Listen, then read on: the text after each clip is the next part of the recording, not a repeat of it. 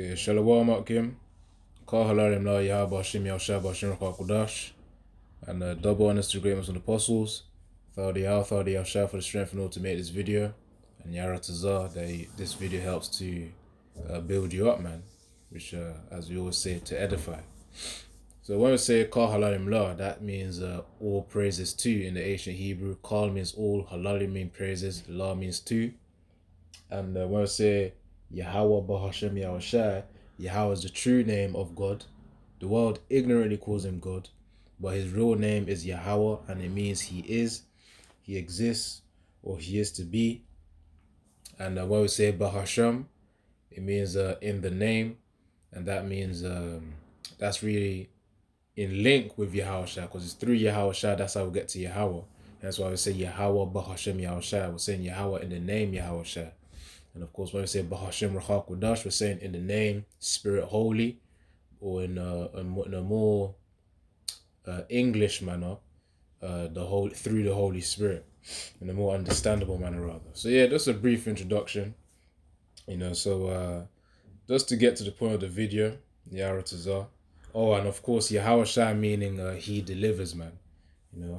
Can't forget that one, because he's going to be the main. He's really the focus of the truth, really, because he's the mediator between us, Yahweh Tazar, that we are those men, those elect men, mentioned in Revelation 14 verse 3, 1-3, and Zechariah 13 verse 9. Yahweh Tazar part of the 1/3. So, yeah, man, that's that point. But really, this video here that I'm talking about, as I named it, Chariots of Egypt will fail, and how Babylon is warming up to its fall, something like that. But I gotta change the title, man, because I realized, okay, I could do because I saw two news videos based on Trump, so I was like, okay, let me just combine it into one. So yeah, as it says here, Trump unveils sweeping global tariffs in watershed moment for world trade. So let me play a little bit, and then I'm gonna switch to the other video. Well, after bring out some precepts, of course. We're going to break it down, man. In the last few minutes, US President Donald Trump has announced sweeping tariffs on goods imported into the United States from all countries, including the UK. British-made products will face tariffs of 10% from this Saturday. 10%. And by the way, for brothers that may not be into the economics too much, a tariff is simply just a tax, of which it's a tax on imports, man. Now, let's say, for example, right here, this 10% tariff on the UK is basically any products of which are imported into the US, they still have to pay a 10% tax on it, so that they could do business within within America. So that's just a simple way of putting it, in case any brothers were wondering what is a tariff. But yeah, it's just a tax for imports of which businesses have to pay, in order to participate in global trade in specific countries. And of course, America's putting it down. Trump, Nero, is putting it down. Is the baseline tariff applying to all countries in the world. There will, though, be higher, more punitive tariffs on about 60 other countries, which Mr. Trump sees as the worst offenders when it comes to trade imbalances with the United States. For example, 34% tariffs on goods from China. Well, the president also confirmed a 25% tariff on foreign-made cars effective from midnight US time. He said that from this Saturday, 10% is the baseline tariff applying to all countries in the world. There will, though, be higher, more punitive tariffs on about 60 other countries, which Mr. Trump sees as the worst offenders when it comes to trade imbalances with the United States. For example, 34% tariffs on goods from China. Well, the president also confirmed a 25% tariff on foreign-made cars effective from midnight US time. He said that together, all these tariffs will raise hundreds of billions of dollars a year for the United States, making, in his words, America wealthy again. Well, the president has been speaking in the Rose Garden of the White House on what he's billed as America's Liberation Day, though for many around the world there are now fears of a global trade war, economic slowdown and recession. Let's see. Because if we really break it down, we're going to take it step by step here. Trump imposing these tariffs, of course, which it's like paying a higher tax because basically paying the tax on imports for products to be imported. Let me because I'm trying to break it down in my mind as well. But the point is, okay, let's take it step by step. 10% tariffs imposed on other countries that want to do business in America, they got to pay 10% tax. Okay, so technically it would then be more expensive. Some countries more than others in order to do business in America. So that's the first step. If it's more expensive, that means people wouldn't really want to do business. The incentive to do business with America would be lower because of the fact that there's higher tariffs. Any other business that wants to, of course, save money and sell their products and actually keep profiting, they will actually sell in countries that don't that have lower tariffs rather, and then they'll leverage off of that. So that, in other words, that could also starve out America, man. It could starve out Babylon. So that's what I was trying to break down, where Trump doing this can easily ruin the relationships in terms of a global trade with other countries, man. That's why it says here, fears of global trade, a global trade war, economic slowdown, and recession, because there's not enough money being put into America, man. Now, of course, the idea from Trump, well, the cover of it, what people perceive is so that America gets wealthy, because of course if you have a higher tax from each country and then they pay it, whoever does business with America from the other countries pay it, of course they're going to generate more revenue. But at the end of the day, we know the prophecies talk about Babylon the Great having being destined to fall, man, and being destroyed with nuclear missiles. So it's going to be destroyed internally prior to even the landmass being burnt as well. So let me start off with this precept here, because this is it's quite fitting for what I was gonna do. For the point that I made there. So let's get Obadiah 1 and verse 7. Obadiah 1 and 7, all the men of that confederacy, the relations that Babylon has, that Esau Edom has, have brought thee even to the border. The men that were at peace with thee formerly have deceived thee and prevailed against thee. They that eat thy bread, these people, merchants profiting from America, have laid a wound under thee.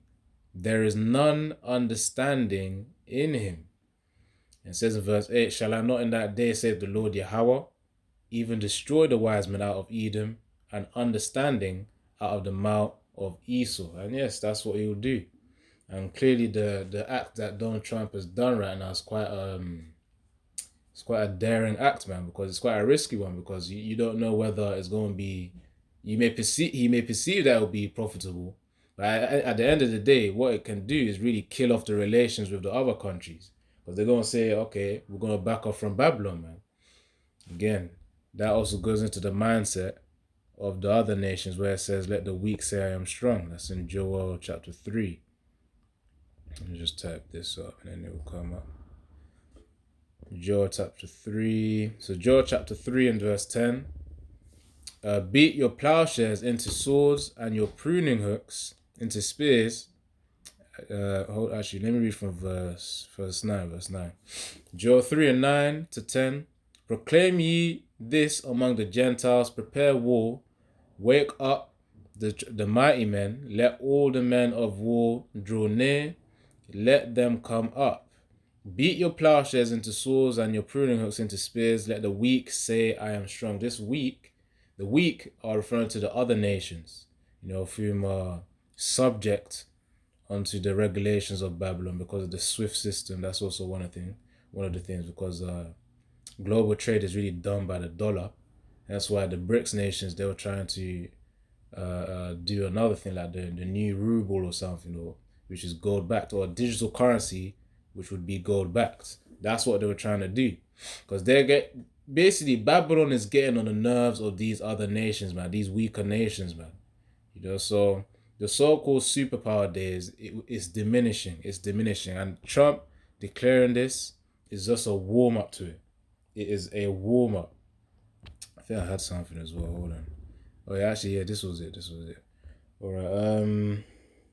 Let's continue now. I'm going to bring out some more precepts as well. Trade war, economic slowdown and recession.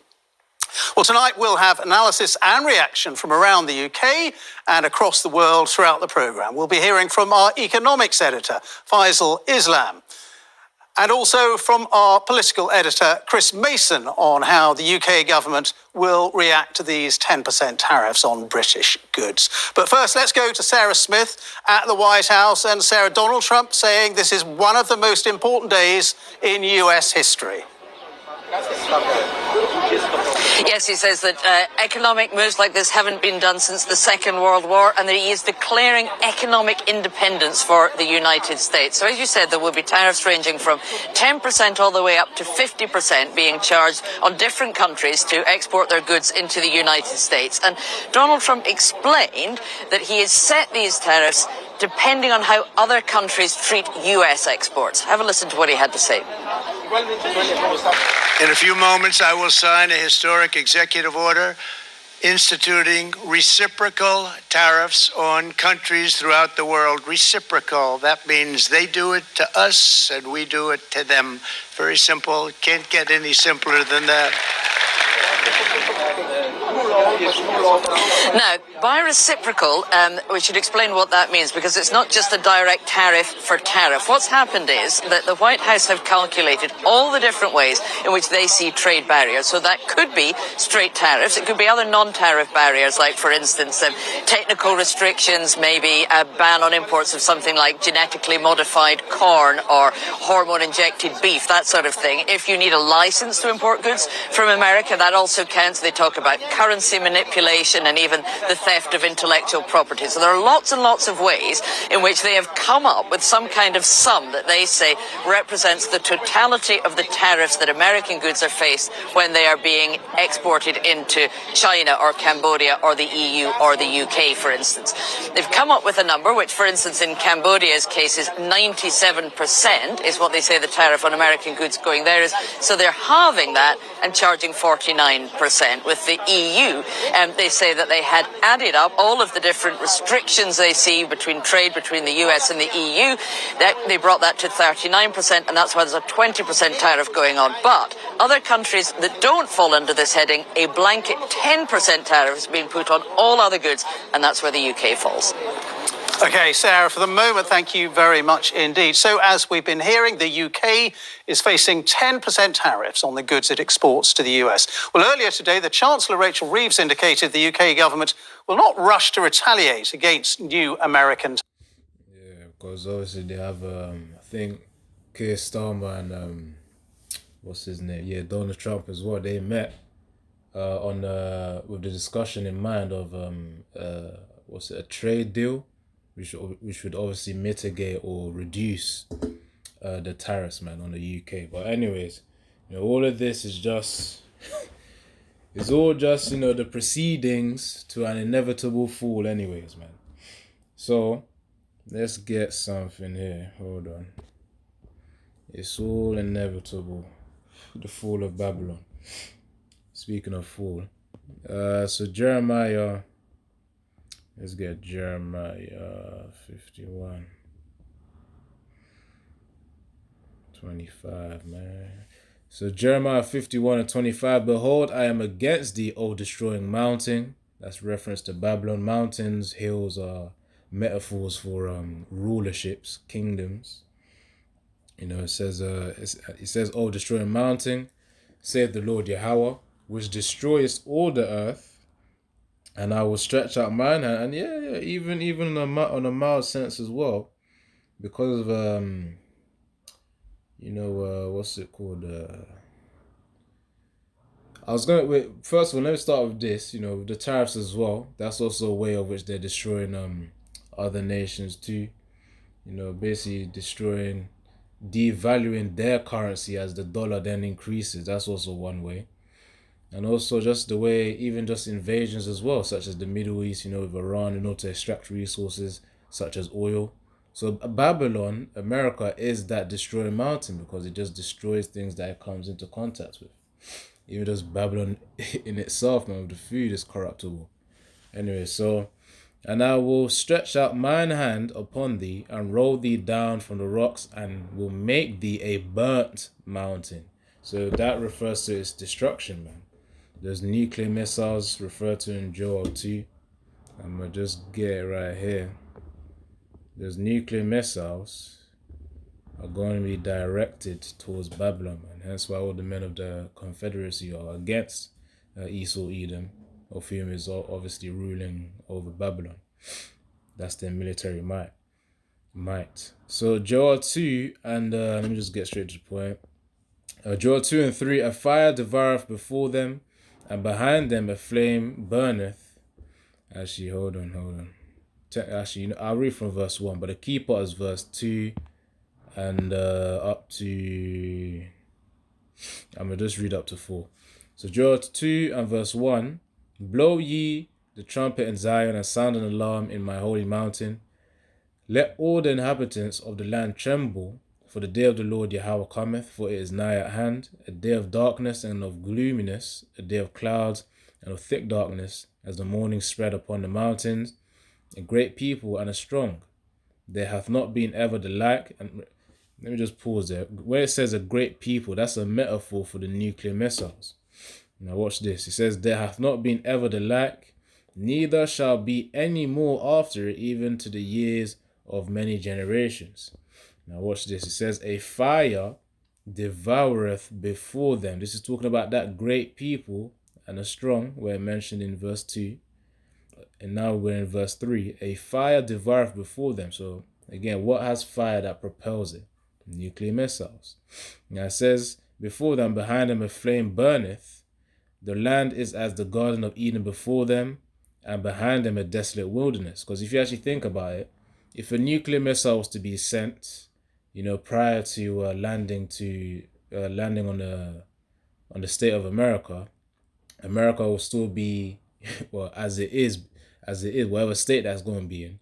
But then after the nuclear missile strikes, you're going to have the mushroom cloud, a nuclear winter after that. And, that's the result of the nuclear missile hitting. And that nuclear winter is represented by the words here where it says in verse 3, and behind them a desolate wilderness. That's the nuclear winter. Now it says, yea, and nothing shall escape them, which obviously the nuclear winter really comes after the burning happens, man. So, that's there. Now it says the appearance of them is as the appearance of horses, and as horsemen, so shall they run. So that's the way they are. When the nuclear missiles are being sent, it's like an army of horsemen just running. I remember the brother Bakwa Amath, he made a video on it for like a few years back, man, of a nuclear missiles being shot, and they generally sounded or looked like horsemen. It's quite cool, but yeah. Point is, obviously I'm saying it's quite cool, but really it is cool because of the fact that we know the intention of it is to destroy Babylon the Great anyways. So that's just the precept there to support Jeremiah 51 and verse 25 about the destroyed mountain, which is Babylon, America, being a burnt mountain, because that is the latter end of it. All right, so let me get this one here, and then I'm going to move on to the one about chariots, the chariots of Egypt, man. All right, so Proverbs 29 and 2. Proverbs 29 and 2. When the righteous are in authority, the people rejoice. But when the wicked beareth rule, the people mourn. Because, as I said, with the ripple effects, if business is then harder when to do it with America, it means that there won't be too many businesses being done or too many imports being done with into America because of that tariff right there as well, which Trump has just implemented. That could be something. So as a result of that, businesses won't be able to profit too much if they engage in those type of tariffs. Let's just assume they keep going with it, with those tariffs that Trump just implemented. Businesses won't be able to generate too much profit, or we have to cut down a little bit on their profit, which means less workers are gonna are gonna have to basically less workers. That's what it means, unemployment or whatnot, in order to reduce costs.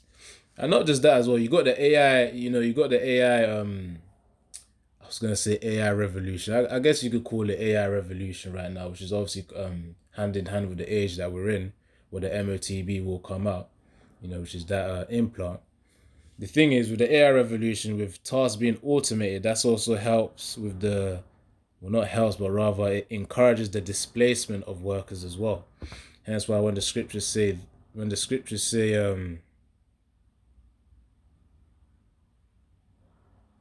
hold on.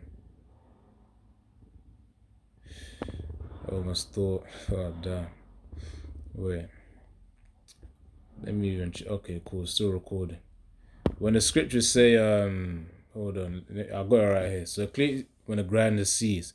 So Ecclesiastes 12 and verse 3, in the day when the keepers of the house shall tremble, and the strong men shall bow themselves, and the grinders cease. The grinders represent the workers, because they are few, and those that look out of the window be darkened, man. The youth having no hope. It says, and the door shall be shut in the street, and when the sound of the grinding is low, so there's not much work, and he shall rise up at the voice of the bird, all the daughters of music shall be brought low. But the point here is that the work is going to be reduced, man. It's going to be reduced.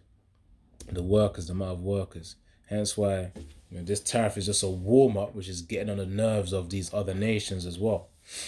Now it says, which of course he justifies it with the other nations having quite absurd tariffs on America, but the other nations hate Babylon, man. That hate is obviously increasing. So that's fundamental right there. So Proverbs 29 and 2, when the righteous are in authority, which is Israelites, or from Yahushua coming through, to save his elect first, and then it begins from there, the kingdom of heaven, the kingdom of Yahushua, the kingdom of Israel. The people rejoice, but when the wicked, Esau, Edom, these Edomites, the elites there, beareth rule, the people mourn. So it's all just a warm-up to Babylon's destruction, man. So now let me get the video on Nero, Trump just boasting of chariots, man. You know what? Hold on. You know what? I'm gonna do a part 2 Yara to Zar, because I got a few. Gotta go meet a brother to do a video as well. So Yara to Zar, that I will do Yara to Zar. But the point really is of this video is that the tariffs are a warm up for really Babylon's destruction, man. Getting on the nerves of the nations. So I definitely need to change the title of this one. So yeah, Shalom, Yabashim Shah Brakatha and Yara Tazar. That you understood the video, man. And you've built up your knowledge from this too. So yeah, Shalom, Yabashim Shah Brakatha.